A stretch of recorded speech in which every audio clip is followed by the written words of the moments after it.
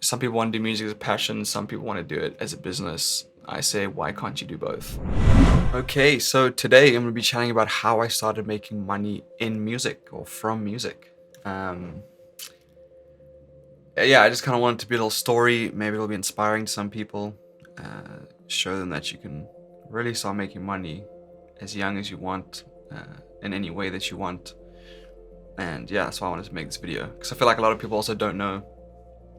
Like a lot of my new subscribers or just people on my Instagram or my community don't know my story or where I came from. So I thought it'd be a cool video to do.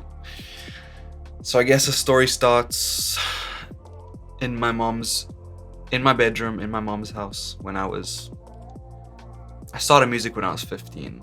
And that's when I was 15, I think maybe just before I turned 16, I was like, yeah, this is what I want to do. I'm just going to go for it. And it's funny, you know, like, I don't know why, but I just committed so heavily to it at the time. And I was like, this is what I'm doing. And I've never looked back, so. But at the time, it didn't feel like such a strong conviction, but it was, in a way. Anyway, off topic. But yeah, so I started when I was 15. And then pretty soon I don't know why, but I wanted to start making money from it. And obviously, you know, I wasn't looking to streams or streaming revenue, because we all know how that is. And so I was like, what can I do? Sorry if it's a bit loud, there's a lot of traffic right now. I was like, what can I do to make some money? So how I started making money was I listed myself on Fiverr, and I'm sure a lot of you know what Fiverr is, like a freelancing platform for a bunch of different services. But what I put up there was, I put up mixing and mastering, of course, but I also put up songwriting, like ghostwriting. And then I watched this whole video on like how to hack the Fiverr algorithm, like what words to use and how to do your description so that you rank higher on the like services page or whatever. Watched this whole video and I was like, sick. So I did everything the video said, and I don't know if it was that or if it was just luck, but I started getting a lot of songwriting orders. And bear in mind, I wasn't very good at writing songs at this time. I was like, this might have been when I was 16, 17, maybe 17. I wasn't very good at writing songs, you know, I kind of just started music over the last year or two, so. And I had no previous experience at all. I never did music in school, never took it up as an extracurricular activity, nothing. So this was like, you know, really, really entry level music skills. But anyway, I started getting songwriting orders, and so I started doing them. I started writing songs. I can't remember what I was charging back then. I want to say like $50 US. So, but I was in South Africa at the time. I grew up in South Africa. So $50 was a lot of money to a 16, 17-year-old who didn't have any other way of making money. Like in South Africa, you can get a job. I knew like one or two girls that, like, one worked at McDonald's and one worked in a little cafe, but it was very rare that anyone had a job, just because the supply is so few there and they need to prioritize giving jobs to adults. And then also because the pay is so low that it's not, a lot of parents encourage their kids to focus on their studies rather than getting a job. It's like kind of the counter of the culture in North America. You know, in North America, it's like, you know, get a job as young as you can, start getting accustomed to the workforce, etc. But in South Africa, it's really like focus on your studies, because if you got a job, it's really not going to do much. So it's interesting, the difference there. But yeah, so you know, for a 16, 17-year-old who minimum wage was what, like 15 Rand an hour, it's like $1 an hour. So $1 an hour versus me writing a song for someone that takes maybe like 2 hours for $50. So it's 25 times what I'd be making at a job, doing something I loved. So I think that was the first spark for me where I was like, whoa, that's cool. Like, this could be something, you know? And ever since then, I've just been working on it. And it was a really cool phase in my life. Like, when I started making some decent money from writing songs. And I also started doing a little bit of mixing and mastering on Fiverr for around the same price, I think $50. One of the songs I never forget, like, someone wanted me to write him a proposal song for him to propose to his girlfriend with. So I get this request, and I'm this like 17-year-old kid sitting in his bedroom like, I don't know how to write this guy a proposal song, bro. Like, what? But I did it, and he loved it, and I asked him to let me know how it went, because he was gonna propose like by singing that song to her. But I never heard back from him, so I don't actually know how that went. But I hope it went well, and I hope they're engaged, or I guess married now. It was years ago, and hopefully they're happily married. But yeah, that was definitely a wild one, writing an engagement song or proposal song at 17. That's one I won't forget. And then just a lot of other, like, mostly hip-hop songs, I guess, like rap songs and stuff like that. So that was really how I got my start, like, making money from music. And I guess I'll just tell you guys, like, the rest of the story too. Might as well. So I started making a bit of money there. Then, like I said, I branched out into engineering. Well, not branched out, but started making a bit of money from engineering. And then I also wanted to branch out into production, but I'd never produced before or anything. I didn't know how to produce. So like everyone does, I started with splice loops and just threw drums on it and just kind of went from there. And then eventually I started making, like, I don't know, a beat sale here or there, or like doing a custom beat for someone. Or I remember once someone came over to my mom's house, came to my bedroom to like record a song, and then I mixed it for them. So like I charged them for the recording and the mixing. I think it was like 500 Rand, which is like $40 or something.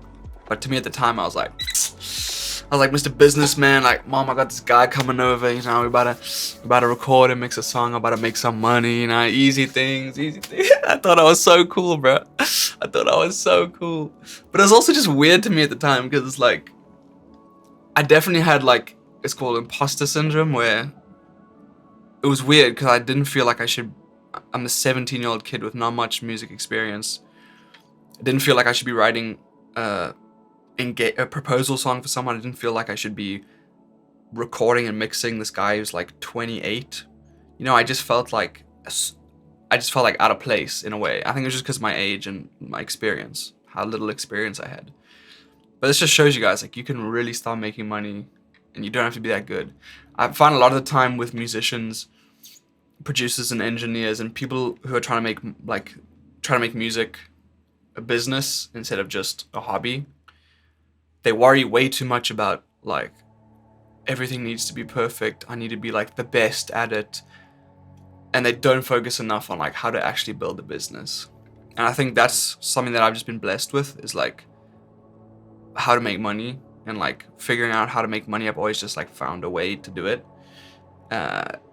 Even when the music stuff hasn't been there, like when I had no skill, no experience. Obviously now I've been doing it for 6 years, mixing, production like 5 years. And with how often I do it now, you know, those skills have caught up to my business skills back then. But I think it's so important to focus on how you can make money. How can I actually turn this into a business, apart from like, oh, this snare sounds, there's a little bit too much low mids in this snare, I need to EQ it. No, bro, shut up. Someone's still gonna want your beat. They don't care about the EQ on the snare, bro. So yeah, that's just a little piece of advice right there. But getting off topic again, where was I? Yeah, I started producing a little bit as well, making a little bit of money from that. So I was making a little bit of money, and then I wanted to move. I was born in Canada. I wanted to move to Vancouver to study audio engineering, which I did. When I was 18, I moved here and started studying audio engineering. Don't recommend it to anyone. You know, like, you can totally just do it yourself. It's honestly just a waste of time. Well, I don't know. It depends on the school you go to, obviously. But it was also COVID time, so like half of it was online, which was really difficult to do. And then we had like useless classes that like weren't really any help for what I wanted to do. Plus, like, they taught everything on Pro Tools and Logic, which I do not care about. Like, I'm on FL, but there was no option to do the coursework on FL. And like a lot of the coursework was like learning how to use Pro Tools. Like, this is so stupid. It's like so stupid. It makes me want to like switch my career path and become like a college or university like audio engineering course planner, you know, to actually make the shit useful to people who are trying to make it a business. But it's like that with anything, bro. Quick little rant about school and university. They're not preparing you to run a business and to make money. They're preparing you to be in the workforce. They're preparing you to be a slave to your wages. That is literally what college and school and university does. So don't expect to go there and then have some big revelation and start making a bunch of money from a business that you want to start. Not gonna happen, bro. Plus, you're learning from teachers who, the reason they're teachers is because they can't do it themselves. And like, it might not be true for everyone, but a lot of the time it is. And like, I saw this with my teachers and stuff. It's like, they needed to supplement their income while they still pursued their musical dreams. So they became a teacher because they couldn't just do it off of their musical dreams. So it's like, why am I learning from someone who hasn't done it? Or like, who's clearly failing at doing it? It's like so stupid. But anyway, so I went to that. I dropped out after a year. And the reason I dropped out was because, okay, backtracking a little bit. So I started in September 2021, something like that. And so from September to June, I was in the course. I was still in the course after June, but in June in Vancouver, it's summer. So, and I was like running out of money fast. My mom was still supporting me a bit at the time, but it wasn't really enough to like cover my rent, groceries, and all my other expenses. So I was like, I need to get a summer job just so I can have a bit more money to cover everything. So I got a job in a warehouse, and that was really the turning point. Like, that was what really turned it into like a career path for me. Because before then I was making like some sporadic money, you know, some months. I didn't even know before then, honestly, what like the most I ever made in a month was. I have no idea. Maybe like $500, but that's just a random like throw out there. Maybe less. Some months I'd maybe make nothing, or like $80, $100, you know, super low amounts. And then I got that job and I absolutely hated it. I had to wake up at 5:30 in the morning, hike this huge hill, take the bus 2 hours to the warehouse, and like hopping on and off different buses, 2 hours, get there for 8, work from 8 to 4 or so, or 8 to 3, something like that, and then bus 2 hours home again.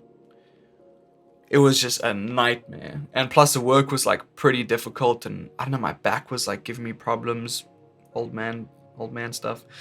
It was just really not enjoyable. And it was like in the middle of summer in this hot warehouse, so you're sweating and everything. And right then I said, okay, bro, I'm not done studying yet. I'm not really in the world yet in terms of the workforce and stuff. But I said, this could be my life. This probably will be my life if I don't figure this music stuff out right now. So right then, like I think probably a couple days into the job, I just hyper focused on getting clients for mixing. Because I was like, what do I enjoy doing the most? And what's the easiest for me to run my business through? I thought, okay, mixing and mastering. So I was like, I'm gonna hyper focus on that. I'll still do the songwriting and production stuff and, you know, still try and get some clients for that, but I'm gonna hyper focus on mixing and mastering. The first month, while I was working this job, it was a summer job, but it was pretty much full time. Well, I think it was 4 days a week, but you know, super long commutes. Anyway, while I was working this job, first month, I made $800 when I actually tried and like just hyper focused on getting clients and providing a good service. And that was almost like another breakthrough moment. Like when I first started making money songwriting in South Africa, it was another one of those moments where I was like, whoa, okay, like this is doable. Obviously $800 is not enough to live off of, but I was like, this is my first month actually trying. $800, yes, like that is really good. And then ever since then, so that was June, July. I think I could look at my like records, but I think the next month I did like $1,200 in sales. And I was like, okay, I keep forgetting to fix this, my bad. I was saying, I think the next month, July or August, I did $1,200 in sales, and ever since then, I was just trying to scale it month by month. And mind you, I was still in college at this point, and this is where I started getting frustrated with college, because I was like, I'm not learning anything really. It's honestly just wasting my time. I'm starting to make some consistent income from music, and I really want to focus my time on the business and the music instead of going to college and learning how to drag a automation clip into Pro Tools. Like, it's like, bruh. Let's not get back on the college rant though. But anyway, so yeah, I started making that money June, July, and then I think I left college in November. I was like, okay, I've had enough. Like, this is not for me. I'd also just gone through a breakup at the time, which might have had a little something to do with it, but I mean, regardless of that, I would have left college. But I was like, okay, this is it. I'm done with this. This is not teaching me anything. Everyone that is around me, there's one or two people in the class who I could look to and be like, I could see you doing something good too. But everyone else was just there because like it was like the third course they'd studied at the university. They just didn't really know what they wanted to do, or they were just like sheep and they were gonna be like a teacher afterwards. You know, it's like, so not a good like environment to be around. And so I left college in November, and I went on a trip to LA and Texas and Vegas. First time in America. It was so dope. I'm so happy I got to have that opportunity, and then I left college. No regrets at all. No regrets of leaving college. I want you guys to know that. But obviously I was in the position where I was making money, so make sure that you're there first if you're thinking about leaving college. And then when I got back, it was just, you know, full-time trying to make music work. So when I left college, I was making, I think the best month I had was like $2,200 a month, $2,200 or $2,000. And at the time, that was enough for me to live off of with roommates. So once I got back from my trip, I moved in with my friend and his girlfriend. We got a place together, and you know, that was enough to cover rent and then my expenses. And I was like, well, why not just do this? If I can do this now, I'm blessed to be in this position. I got to take the opportunity. So I did that, and things were, it was good in the sense of like, okay, I'm making this happen. But that's also when like a lot of my really bad habits started. I started like staying up to like 4, 5, 6 in the morning, and then sleeping really weird hours. I didn't have a window in my room, so it was very difficult to be on any sort of like biological, environmental clock, whatever you want to call it. I was eating terribly, just living off like bagels and instant noodles and pizza pockets, or whatever you call them. And so that wasn't good. And I think, you know, just looking back even on that period, that was like January 2022. Yeah. Was it? Yeah. No. Yeah. Yes. January 2022. 2 years ago only. But just where I am now and what I have now, and the routines and the structures and the discipline I have now, I'm just like so blessed to be where I am. But yeah, some really rough habits, also vaping, smoking a lot of weed, etc. And then I moved to Kamloops for 8 months, and then I was doing it full time there because I was still living with his roommates. We had a lovely studio there too, like an office block. It was beautiful, it was awesome. So I just got to work in there all day. But I was also very stressed. I was very stressed at this time because my business wasn't really growing. I was making around $2,000 a month, sometimes less, sometimes a tiny bit more. I was working like as hard as I could on this, but like things weren't happening. And I was starting to get quite, you know, anxious and stressed about that. And I don't think like the late nights and, you know, weird sleeping hours and the smoking weed and vaping, all that stuff led to way more anxiety for me. And it just, every day I just started feeling so anxious, like every day. And that went on for a while until like I knew I needed to change, like late summer 2022. It's like 6 months after that, I was like, something needs to change. And so I started running, trying to eat a lot better, trying to sleep a lot better. And I did. And that's also when I made the decision I want to move back to Vancouver. And I really want to like dive all into my business, and I needed to create like better systems and structures and schedules, and I needed to put out a lot more content. And you know, obviously now I'm like going crazy with the content. I was actually lying in bed last night thinking, like, kind of speaking to myself, just saying like, it's crazy how like a year and a half ago, like I didn't know how to make content, and I wanted to make content, but I had a really shitty camera, which I still have, not this one, a different one, and I didn't know how to edit. I didn't know like it just felt so daunting, you know. I felt so lost with it, and now I just feel like it's so awesome that I'm able to make the stuff I do, and I really enjoy making the content I do. And even though it's not popping yet, I know it will. So it's just like it's a blessing. But yeah, so I knew I needed to do that, and I wanted to move back to Vancouver. And so I really started amping stuff up. I started meditating a lot, as well as practicing all my good habits, reading, and I was able to do it. And I got this apartment in Vancouver where I am now, and at the time I got a job. When I first moved back to Vancouver, I got a job because the rent was triple what I was paying there, because I had roommates. So, you know, I needed a job just to make sure I could cover my bills every month. So I was basically doing 2 full-time jobs, like my music business plus the job. And I've said this in like 2 videos ago. I've already said this whole story, so go back to there if you want to hear about like my year last year, 2023, and what it took. That's the title of the video. So I won't get into all that again, because that's like super long and that's a whole nother video. But fast forward to when I started doing music full-time again, living by myself, was 2023 July, so 6 months ago, just over 6 months ago. And now how I make my money is mostly from mixing and mastering, some custom production, some beat leases, some ghostwriting still for like one client who's been like there with me for years from the beginning, I think even in South Africa days. And yeah, and then just making a ton of content, trying to promote myself and my services and me as a person.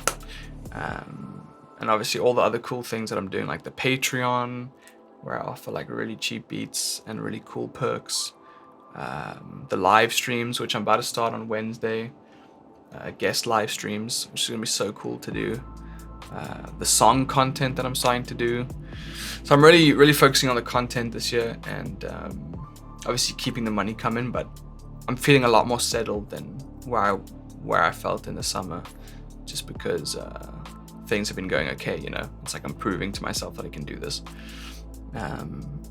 So yeah, that's kind of the story of me and how I started making money. It was all in my bedroom in South Africa when I was 17, and you can do it too, bro. Like, even if you don't have that much skill, if you want to turn your passion into a business, and look, not everyone can do it, not everyone wants to do that, because it's the amount of stress and the amount of relentless drive you have to have is huge. You have to be relentless, so motivated in achieving this, and unfortunately a lot of people aren't.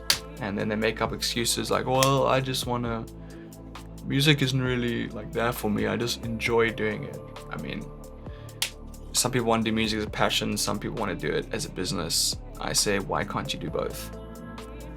And that's really, I said that line a couple of days ago to myself, and I was like, it's a killer line. But it's true.